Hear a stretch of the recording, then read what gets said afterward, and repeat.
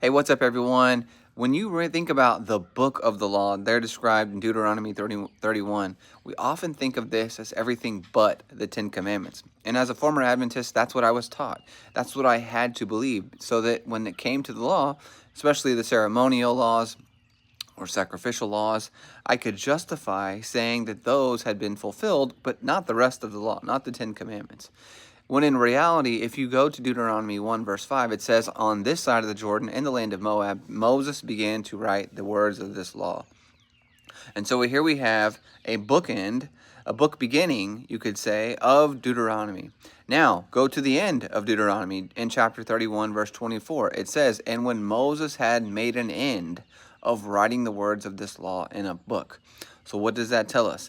The entire book of Deuteronomy was written in the book of the law.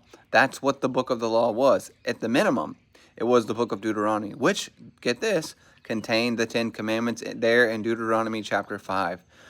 So, when you get to Galatians 3, when Paul speaks about the book of the law, he's not just referring to the ceremonial, the sacrificial system. He's referring to the entire book, at the minimum, of Deuteronomy, though I would argue that the law of Moses there in the New Testament are the first 5 books of the Bible. And that becomes essentially very clear when you study the entire context.